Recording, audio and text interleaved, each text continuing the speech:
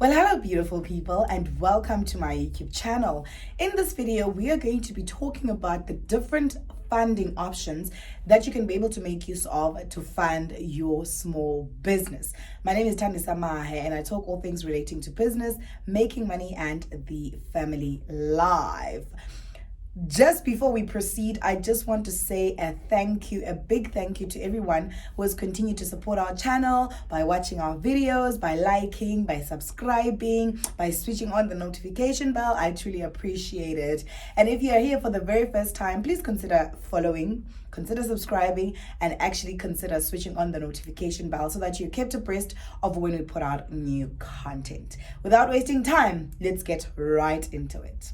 Now, before we can be able to get into the different options that you can be able to make use of to fund your small business, I want to start here and tell you that by the time you are going out to get the funding, to look for the funding for your small business, you need to be funding ready. Number one, I do have an understanding that a lot of us as small businesses, we don't understand what that means.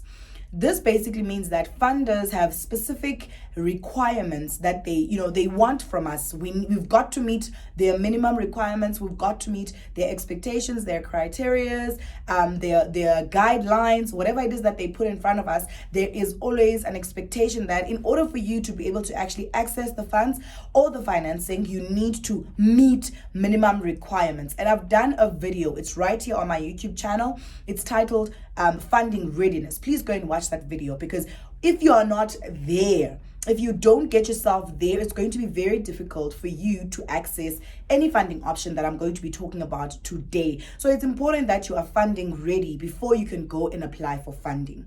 The second thing that I want to address is that please make sure that you do need the funding, because I have come across situations where I'll be working with clients in their journeys of wanting me to help them in whatever aspect of their business, and maybe sometimes even with funding.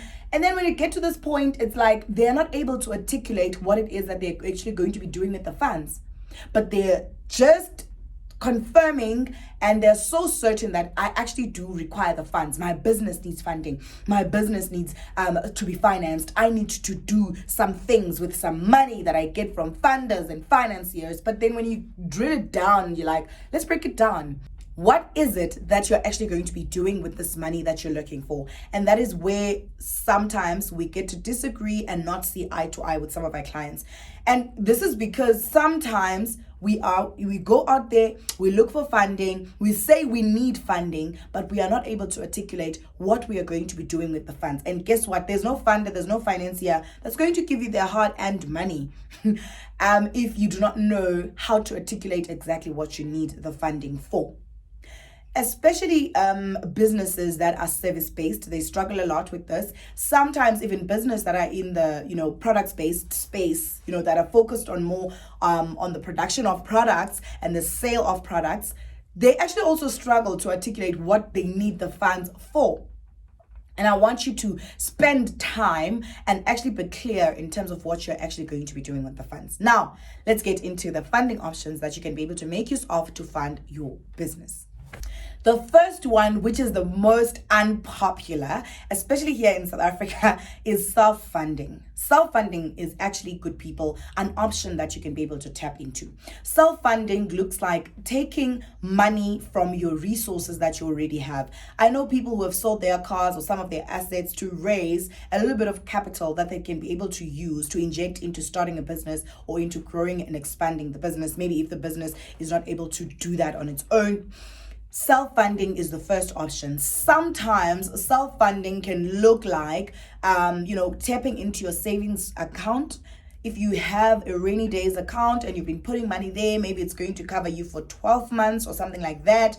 You can actually make use of that amount of money, which is also, it falls under the self-funding category. You can also knock on the doors of family and friends and people that are close, like within your oikos, within your surroundings, within the people that are close to you, your friends, your colleagues, your family members that can be able to finance your dream of wanting to start a business or your dream of wanting to expand your business. We've seen a lot of it where people go to friends, they go to colleagues, they go to associates, they go to people that are around their space of operation and request them for an amount of money that they can be able to make use of within their business to fund their business operations or their expansions or their starting up processes. And this does work. Please make sure that when you use self-funding, you put in place a contract. And the reason why I'm emphasizing this is that sometimes relationships have gone south because there was no contract. It was done based on a gentleman's handshake. And at the end of the day, the person that requested the funds is not able to hold their end of the bargain, and be accountable to pay that money back or to adhere to the conditions of the relationship in terms of how the money was supposed to be used and paid back, if that was a requirement or not. So I think it's important that when you go the route of self-funding, make sure that you put a contract in place. The contract stipulates the terms of the actual self-funding process, and it stipulates how much money it's going to be, the total amount of the money that's going to be invested in the relationship or in the process, and then the terms for the repayment if they are there, or whatever, all the terms that are going to govern that transaction. It's very important. I've also seen that sometimes as business people, we will inject money into a business in the form of self-funding and we never get it back, and that's not good. Even if you take your own money, it needs to be paid back. That money belongs to you and it needs to come back. The business needs to pay that money back. So it's important that you have that contract that will stipulate the terms, and obviously that contract can be amended if maybe there are changes or there are things that you'd like to integrate into the arrangement. At the same time, I've also seen, instances where people that have assisted you to start your business or to grow it now wanting shares in your business, and that is not the arrangement. And if those were not the terms that were stipulated before, they cannot just be thrown in just because now you're succeeding, because sometimes people can have jealousy and they can just be negative all of a sudden. All of a sudden, they can be negative and they can drag your business down, or they may feel that they're entitled to the business because they contributed a percentage towards starting the business or expanding the business. Then because now the business has grown, it's sustainable, it's big, they no longer want you to just pay back the money. They now want to be partners in the business. They want to have 50% of the shareholding, and that is not the arrangement when it comes to self-funding. And that is why I am being specific to say that if you go the route of funding your business through self-funding, whether you're going to go to your friends or use your savings or go to your colleagues or anyone that you're going to approach, please have a contract in place so that it stipulates the terms of that transaction. The other and the next very interesting way, I don't know how I feel about this one, but it's also another way that you can be able to fund or finance your business, especially if it's a small business. And this can be in the form of taking venture capital from investors, right? This is very much unique and different to your traditional financing methods, and I'm going to talk about them later in the video. What happens here is that you do not get a loan. Now, there are many different business people, high profile business people, maybe sometimes not even high profile, but people that have been in the entrepreneurship space for a long time, who are now, who have raised enough capital for themselves. They've raised a lot of money. They have a lot of money in their pockets now. They have gotten into the space of being or becoming investors into smaller businesses as a means to grow the money that they have. So they invest money into a small business idea or a small business in the hope or for the purpose of actually getting a return on such investment. So the approach here is that they want your equity. And when I talk about equity, I mean they will give you the investment that you need to start the business or to grow the business, to expand the business, to move it to the next level in exchange for a ownership percentage on that business. So let's say currently your business, you're running it and you're the sole owner.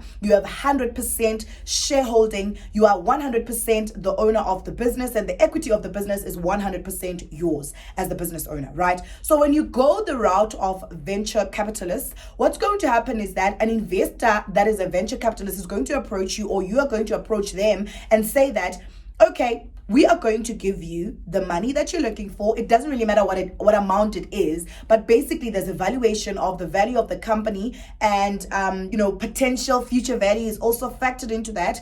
And then they're going to say that I will take a percentage of your business. I love Shark Tank. I watch a lot of Shark Tank, and you can also watch a bit of Shark Tank to understand this better. I watch Shark Tank from different countries, and it's always like, it excites me and it's always interesting. I love it, and it helps me to see the thought processes of investors, because Shark Tank is a program that where you'll find like 4 or 5 investors will actually get elevator pitches from different businesses who are requiring money to be injected into their business. Sometimes it's an idea, sometimes it's something that has already been started and it's really doing well, and they will fight sometimes because the idea is great. The potential of the return on the investment is so huge. And remember, venture capitalists don't only bring in the money into the business, they also bring in their personal expertise, their connections, their networks, their knowledge of doing business. They can literally launch you into a level of operation in your business that you've never experienced before. So businesses in Shark Tank will come there and they will pitch their businesses, and then the investors are going to weigh in. Some are going to say this is a great idea. Some people walk away with nothing. Some people walk away with great deals. Some people walk away with not so good deals, but you compromise.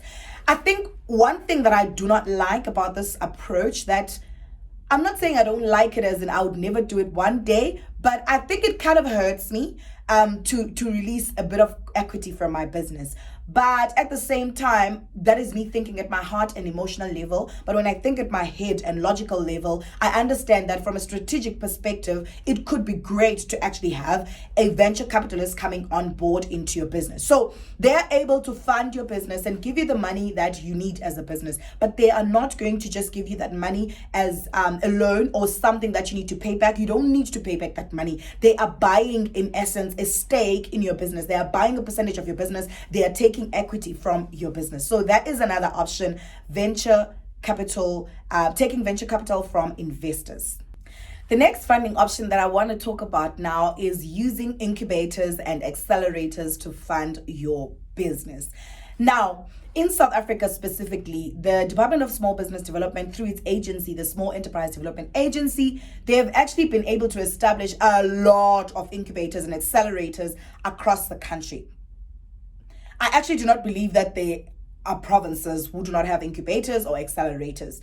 Now, obviously, the accelerators and incubators in themselves, they do not have access to funding. They don't fund themselves directly. But what they do is they strategically position your business and link it and ready it to access other kinds of financing. Some incubators and accelerators will have partnerships with funders and financiers and lenders, like micro lenders.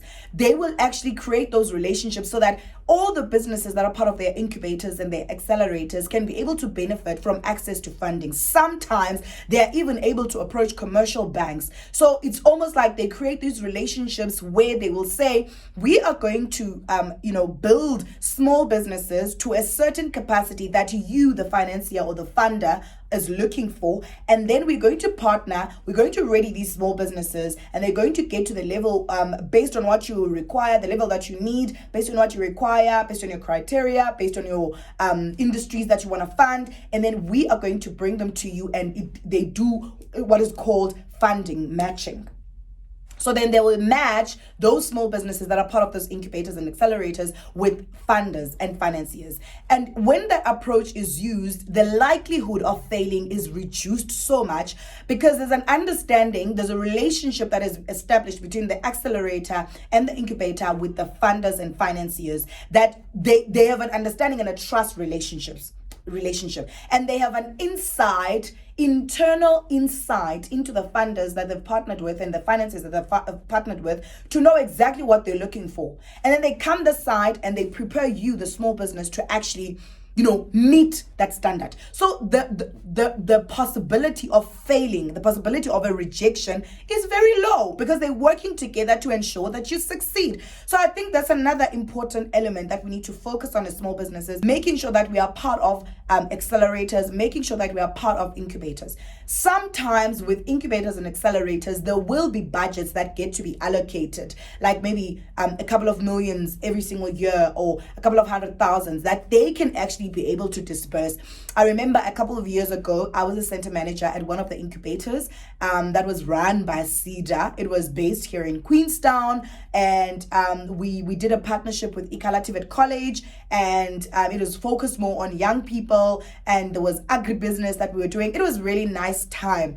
And there was within that program a built-in figure and an amount that we were given to say that we can be able to disperse to businesses that are ready to receive those funds, and we funded them. It was such a nice model. And in that program as well, like within the incubation program that I was leading, we also integrated other partnerships with other financiers, with other funders, private sector mostly, and we linked it with corporate social investment. We linked it with your giving back programs, your ESD programs, and there was a lot of support that was received by small businesses in the form of financing and funding their business ideas. At the same time, others were funding their expansion and growth phase of their businesses. The next approach, the next one that I want to actually get into as an option that you can use to fund your business is grant funding, government grant funding. Now, in South Africa, this is really huge. There's a lot of grant funding that goes around. It's just that I feel like as small businesses, we are not aware, we do not know where to go. Also, we are refusing to comply, we are refusing to be funding ready, and that is what causes us to kind of be left out all the time, okay? And I think we're also refusing to understand the different sectors that the government is trying to push.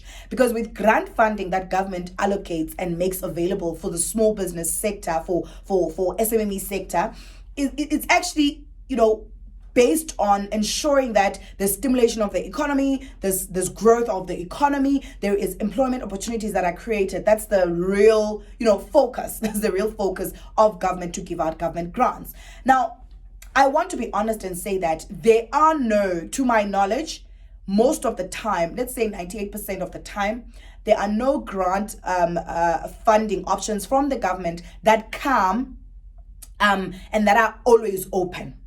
I haven't seen those. I have not yet come across those. What I have seen is that they are periodically opened throughout the year, right? And what I want you to understand is that most government departments with their agencies, they actually will have allocation of grant funding for SMME development. And I think it's just about knowing where your business aligns, like with which department your business aligns. Be friends with them. Let them know you. Make noise in those passages, in those offices. Let every single person that works there know that there is this business that is always here, that is, operational, that is operating at this level with all its compliance documents, with the business plan and everything. Make sure that you find the department that you align with. Obviously, the mother body of the SMME sector is the DSPT, the Department of Small Business Development. But the other departments have got grants even internally within them. I don't know how I can reiterate this. I don't know how to put it. I don't know how to emphasize it anymore. But this is another option that you can be able to make use of. Please be aware of this. Let me say this again. These grants are not open all the time. They open periodically. And whenever they open, if they come to my attention, I will bring them to your attention. I will post them mostly on my TikTok platform, right? Because I want you to ready yourself ahead of time before the grant funding opens for whatever department. Please do me this huge favor. Go and watch the video that I have here on YouTube that says funding readiness. Ready yourself all the time. The SMMEs that will win in terms of funding their businesses, especially using government grants and other types of funding options and financing options that I'm talking about in this video, are those that are always ready. Can you please be those batteries called ever ready? Can you just please be those batteries that are ever ready? So that when the opportunity comes, because also grant funding will always be kept, like it's not the same as the availability of money as in the commercial loaning space or in the loaning space. I'm going to talk about that now. The grant funding will always be minimal, will always be less than the businesses that need it. It will never be enough. So now there is a high competition to get the grant funds, One thing that I will tell you is that the process is bureaucratic. There is a lot of red tape. But then I usually say that, what were you going to do with the 6 months that you're waiting for this grant to be dispersed anyway? What are you going to do? It's better to actually apply and wait it out, because it doesn't matter. 6 months will go past. It will pass. 6 months is going to pass whether you have applied or not. I feel like if you then apply, if you then, ready yourself, and when the opportunity comes up, the window opens, you just apply. You will still wait the same 6 months that you will have waited whether you would have applied or not. So how about you just apply? So this is another option. And I don't want to lie. Whenever you're coming up with a business idea, or whenever you're trying to structure your business idea to pitch to government funding, especially to government grant funding in South Africa, make sure that you are focused on helping them achieve their goals and their objectives. There are goals and objectives that the government in this country is trying to achieve. Please forgive my video for it being a bit dark today. We have load shedding. It's not even load shedding, the ESCOM load shedding, it's local load shedding. So, and our backup is done. I need to go and we need to do a whole generator thing. So please forgive my video, but I thought, I'm not going to stop because of that. So when you are going to go and apply to these small grants, like these small government grants that they put out, please position yourself in such a way that you speak their language, in such a way that you say, my business is going to help you achieve the mandate, the goals and objectives that you're trying to achieve. So good people at a high level, they're trying to stimulate the economy. They're trying to ensure that there is participation of small business in the economy. They're trying to ensure that there is employment opportunities that are created. Obviously, the other ones are just in addition to that, but at a high level, in a nutshell. So look at your business and whatever it is that you're pitching to them in applying for the funding, and see if it answers at any level to these. And if it can answer everything, you're going to be their best friend. The next one that I'm going to talk about as an option that you can be able to make use of to fund your small business is government financing. This is done through the development finance institutions that the government of South Africa has established. There are so many of them. But this one now is money that you have to pay back. When I was talking earlier about government grants, you don't have to pay back that money. But now, when you talk about the monies that are provided to small businesses through development finance institutions, that is financing. Financing is money that you get given to do whatever that you want to do in terms of growing your business or starting your business. Mostly it's growth and expansion.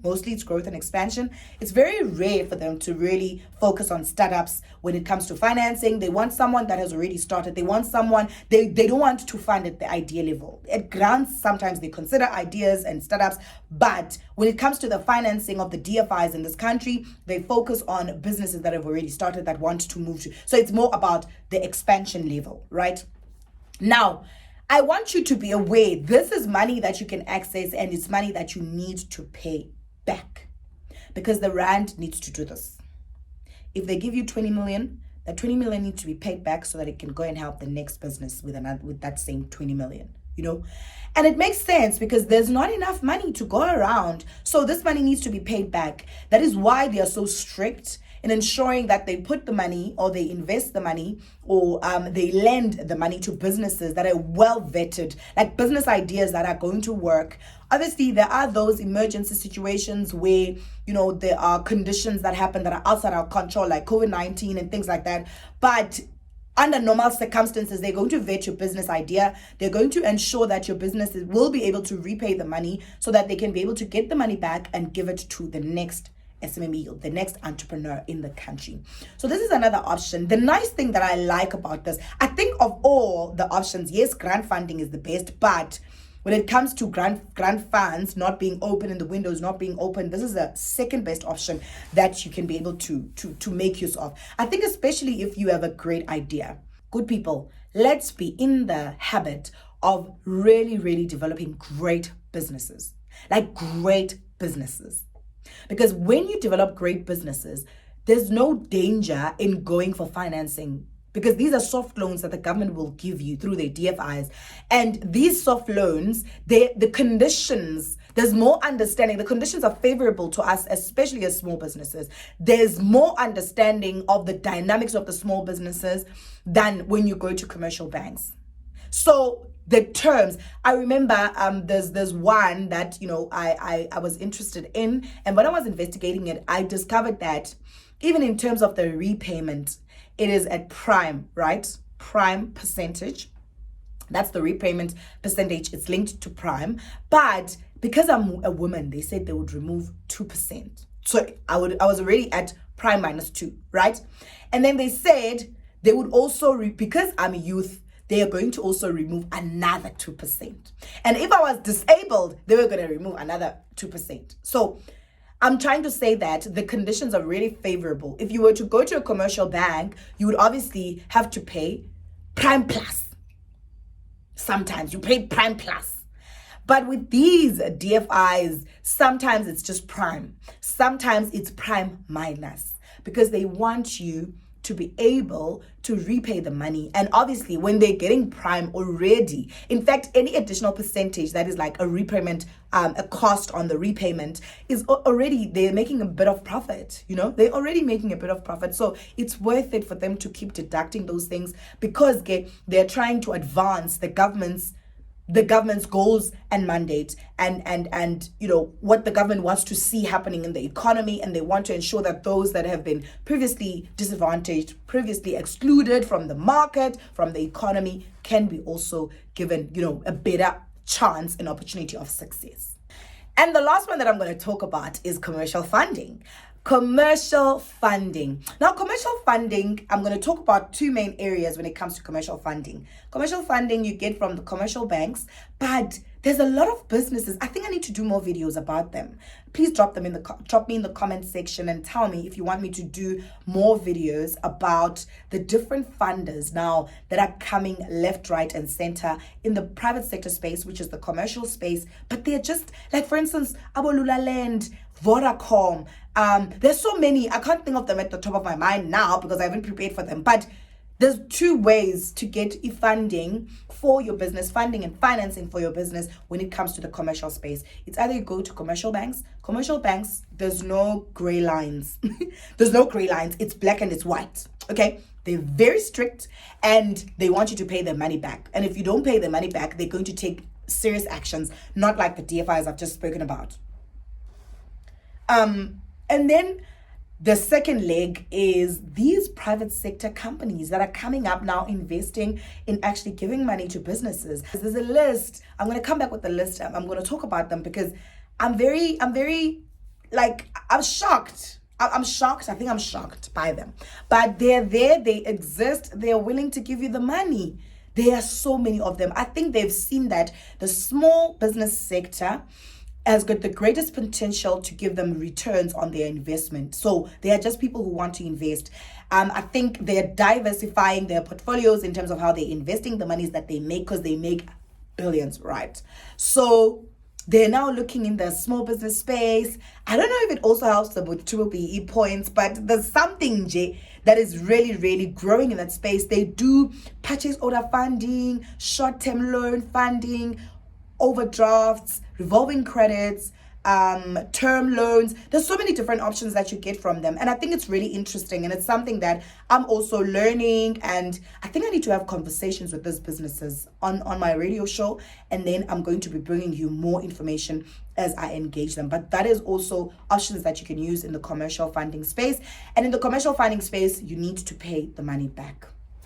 So yeah, this is a very, very long video, but if you've got a question, an area of clarity, or something that you want to you want me to come back with, or a video that you want me to make, please drop it in the comments section. I'm definitely going to consider doing it, coming back and answering it, and also consider doing those videos that you actually want me to do that relate to this, topic of funding. Otherwise, thank you so much for tuning in. That is all I have time for today. I want to say thank you so much for watching the video to the end. I want to say thank you so much to my returning subscribers. And also, I want to say thank you so much to you who is new, who has just hopped on this platform. Just a reminder, please consider subscribing and switching on the notification bell so that you're kept abreast of when we put out new and great content that helps you to start and grow your business. Otherwise, that's all from me for today. Until next time, stay absolutely blessed.